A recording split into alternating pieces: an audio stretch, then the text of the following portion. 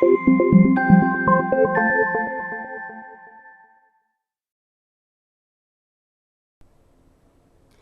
Jewish Mom. I want to share with you a story that I think is quite phenomenal. So I've mentioned on several occasions my wonderful neighbors, and they're my closest neighbors. Our doors are right next to each other, and I've told you in the past that they are both marathon runners. One is a doctor, a department head at Hadassah Hospital, and one is a nurse. And Gabby and David, wonderful people. And I just want to tell you something, as I said, phenomenal, which Gabby just told me, the wife. So I didn't, like a few weeks ago, I didn't see them for a few days, and I asked Gabby, I said, maybe you went away for Shabbat or something. And she said, and she got to sort of smile on her face, and she said, well, the truth is, we went away for an extended weekend. I was like, oh, where'd you go? So Gabby explained to me that David had told her that he has a band, which is like his favorite band. He loves this band. Called Crosby, Stills and Nash. I think it's a band from the 60s. So Gabby decided that she was going to make a surprise for David, and she was going to take them, that she was going to take him on a surprise trip to see them in concert, Crosby, Stills and Nash.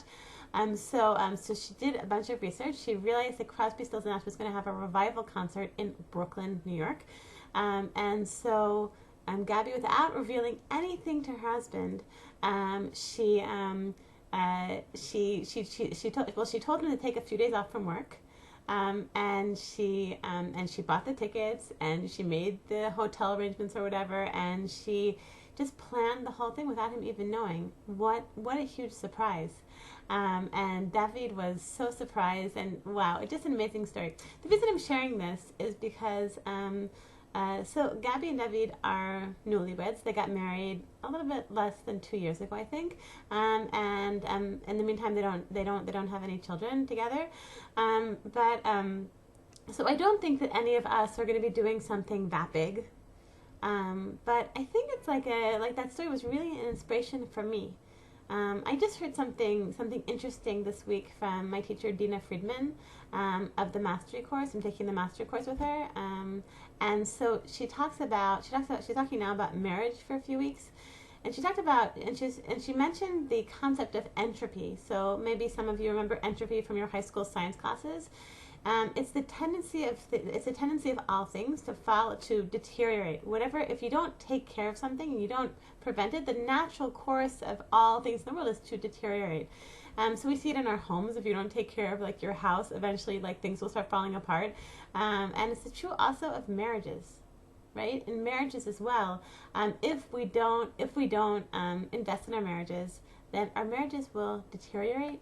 And I think that most of us, in theory we know, and I know this as well, and all of us know this. I think, we always say, marriage is even, what's more important, taking care of your kids or being a good wife, I think all of us know, like we know it's more important. My husband, taking care of my husband, being with my husband is more important than taking care of my kids. We all know that, right? We know that our marriage is more important than being a mother, right? Somebody at one point told that to all of us, but I don't know. It's very, very difficult to live that way. For example, for one, it's very difficult for me to live that way. It's very difficult for me to put my husband's needs above my kids' needs, and to put my marriage and investing in my marriage above investing in my kids. And so I think that I'm just telling you this story about David and Gabby. Because I don't think that any of us are going to be doing like spontaneous trips to wherever overseas with our husbands, probably. But I think just like on a microscopic level, I think it's something that we can all learn from that.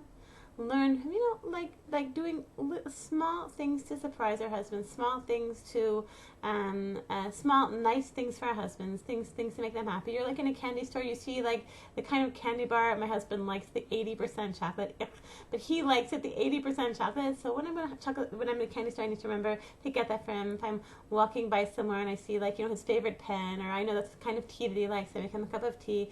like little things that I do just to show him I value you. And I'm very, very busy. I'm not like, I've got a lot of kids and I got a lot going on, but that I'm going to try, and I want to bless all of us that we should try to do like a microscopic version of taking our husbands to the Crosby, Stills and Nash concert. So in conclusion, when we don't invest in marriage, it's like all things deteriorate if you don't invest in them, if you don't take care of them. The state of entropy also applies to marriage.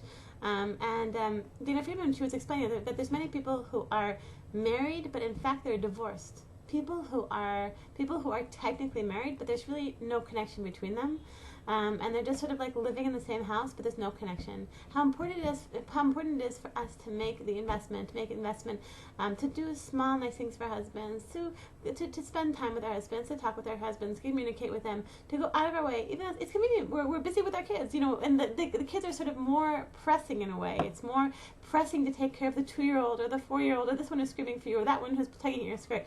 But how important it is to really say to yourself, okay, this is my priority, my marriage, my husband, these are my top priorities. Okay, I want to bless all future ones with an amazing, amazing week.